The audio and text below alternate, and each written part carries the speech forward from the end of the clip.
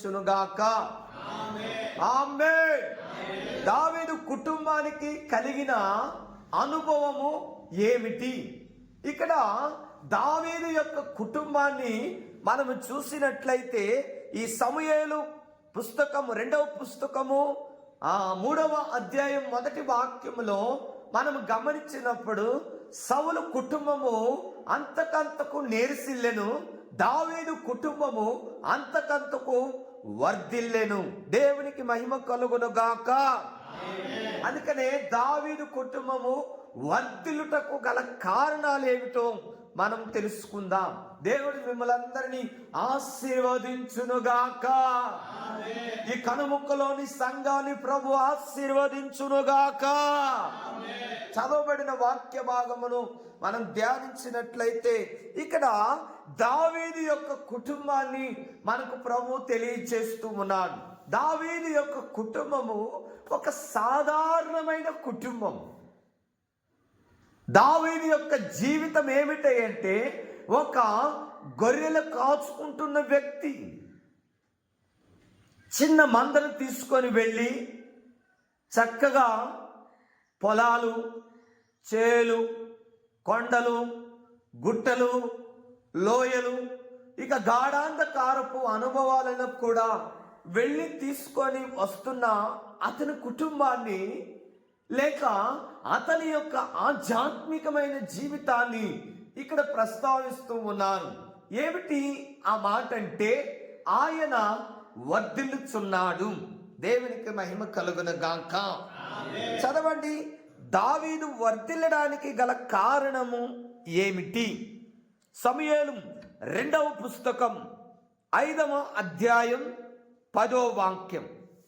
సమూయేలు 2వ గ్రంథం 5వ అధ్యాయం 10వ వాక్యం.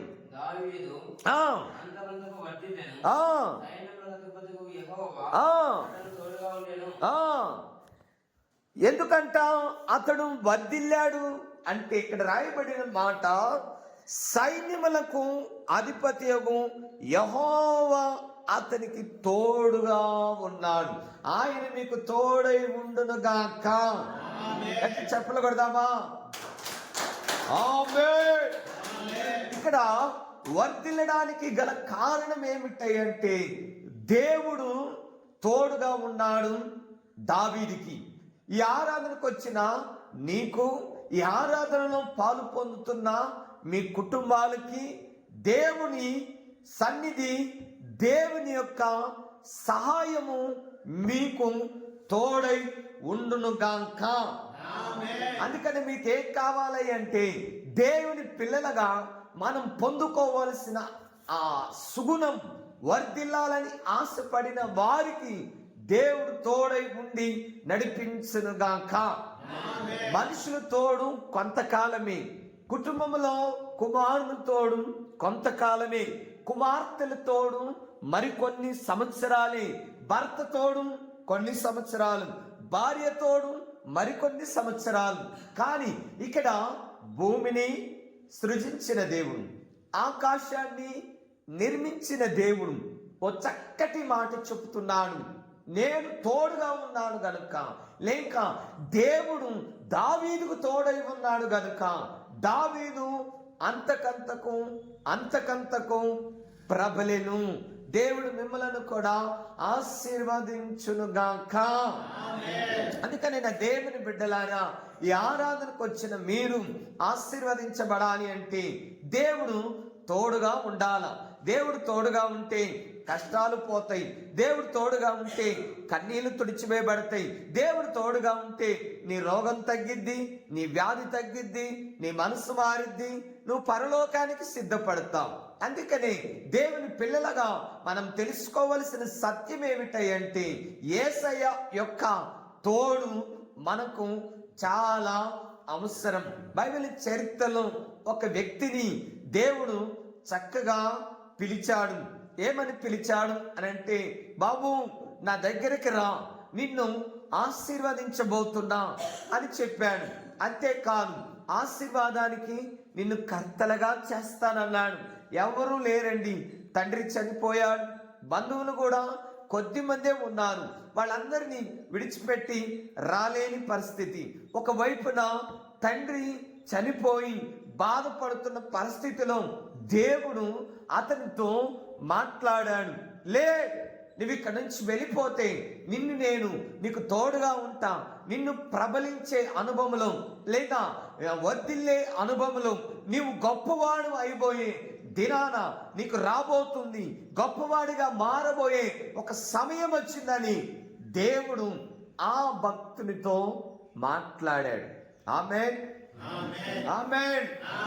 ఇప్పుడు ఈరోజు కూడా ప్రభు నీతో కూడా చక్కగా మాట్లాడుతున్నాడు.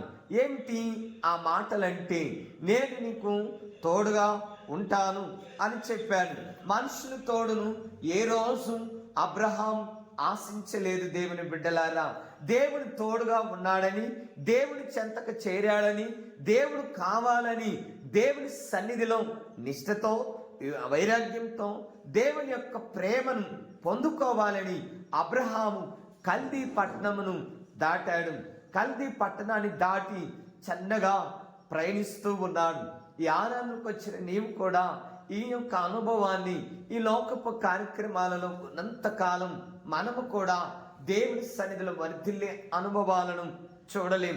పరలోకపు అనుభవానికి వెళ్ళాలనుకున్న ప్రతి ఒక్కరూ దేవుని తోడు కావాలా. దేవుడు మిమ్మల్ని అందరిని ఆశీర్వదించును గాక. ఆమేన్. అందుకని దేవుని పిల్లలారా, దేవుని తోడు దేవుని అబ్రహాముకు కలిగింది. వెంటనే అబ్రహాం ఏమయ్యాడంటే చక్కగా బయలుదేరాడు. శారమ్మ అబ్రహాం తన యొక్క సహోదరుడు కుమారుడు లోతును తీసుకున్నాడు, వెంట పెట్టుకున్నాడు, బయలుదేరాడు. ఇంకా రకరకాలుగా స్థలాలన్నీ దాటుకుంటూ వెళుతున్నాడు. దేవుడు ప్రత్యక్షమై దేవుడు చెప్పిన స్థలానికి వెళ్ళాలనేది ఎంతో నిష్ఠగా ఆశతో ఆయన యొక్క సన్నిధానానికి చేరారు. అయితే ఇప్పుడు అబ్రహాముకు ఎవరున్నారు అని ధైర్యంతో వెళుతున్నాడంటే, దేవుడు నాకు తోడున్నాడు. దేవుడు అబ్రహాముకు తోడుగా ఉన్నాడు. దేవుడు అబ్రహాముకు తోడుగా ఉన్నాడు కనుకనే అబ్రహాము జీవితంలో ఏమైంది అంటే, ఆదికాండం 18వ అధ్యాయం 18వ వాక్యములో ఓ చక్కటి మాట రాయబడింది. ఆదికాండము 18వ అధ్యాయం 18వ వాక్యములో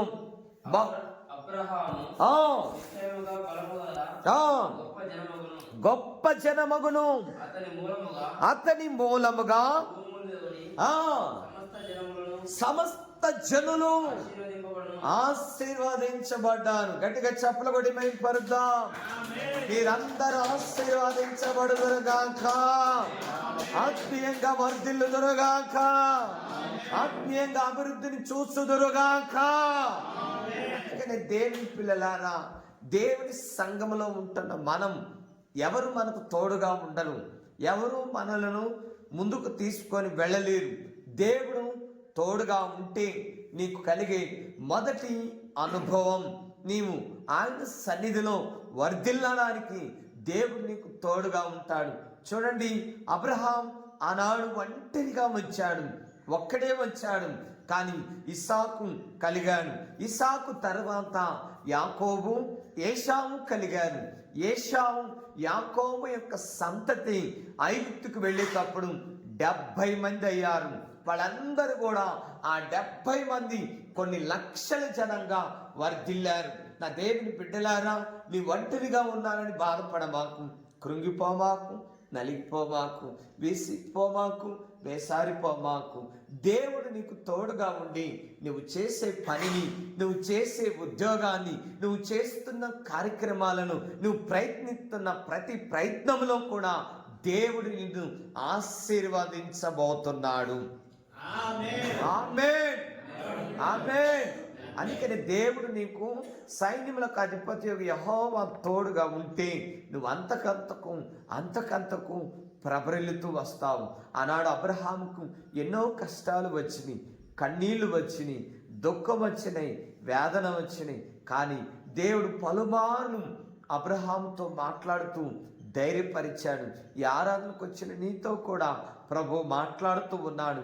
ఈ వాక్యము ద్వారా, ఈ మాటల ద్వారా నీకు దేవుడు తోడుగా ఉండి నీ కుటుంబంలో ఉన్న వ్యాధులు, నీ కుటుంబంలో ఉన్న కష్టాలు, నీ కుటుంబంలో ఉన్న కన్నీళ్లు, నీ కుటుంబంలో ఉన్న బాధ, దుఃఖం, చెప్పుకోలేనిది చెప్పుకోగలిగేది, మనస్సును కృంగదీసేది, మనస్సును మార్చగలిగే బాధ తీసివేయగలిగిన దేవుడు ఈ ఉదయకాలములో నీ వెంట వచ్చి ఈ ఆరాధనలో నీతో ఉండునుగాక. ఆమేన్. అందుకని దేవుడు తోడుగా ఉంటే కలిగే అనుభవం ఏమిటో తెలుసా? నీవు ప్రబరిల్లి వర్ధిల్లి అనుభవంలోనికి వెళతా. చూడండి, అబ్రహాం భౌతికంగా అంతగా కనబడకపోయినా ఆధ్యాత్మికంగా దేవుడు అంటున్నాడు, నీ ద్వారా నేను గొప్ప జనాన్ని ఏర్పరచబోతున్నా అన్నాడు. ఆనాడు ప్రభు అబ్రహామును పిలుచుకొని అబ్రహాముకు తోడుగా ఉండి అబ్రహామును ధైర్యపరుస్తూ అబ్రహామును ముందుకు నడిపిస్తున్న దేవుడే ఈ ఆరాధనకు వచ్చిన మిమ్మలను, మనలను, మనందరినీ కూడా ఈ లోకము నుంచి పరలోకానికి చేర్చడానికి పరిశుద్ధుడైన దేవుడు మనకు తోడై ఉన్నాడు. ఈ మాటలు మీ హృదయంలో ప్రభు వినికిడిలో భద్రపరచునుగాక. ఆమేన్. అందుకని మనం అంతకంతకు వర్ధిల్లాలి అంటే మొదటిగా మనం దేవుని తోడు చాలా అవసరం. కృంగినప్పుడు, నలిగినప్పుడు, విసిగిపోయినప్పుడు, వేసారిపోతున్నప్పుడు కూడా దేవుని తోడు మీకు తోడుగా ఉండి ఈ మాటలు మీ హృదయంలో ప్రభు ఫలభరితంగా మార్చి మిమ్మల్ని ఆశీర్వదించునుగాక. మోకరించండి, ప్రార్థన చేసుకుందాం.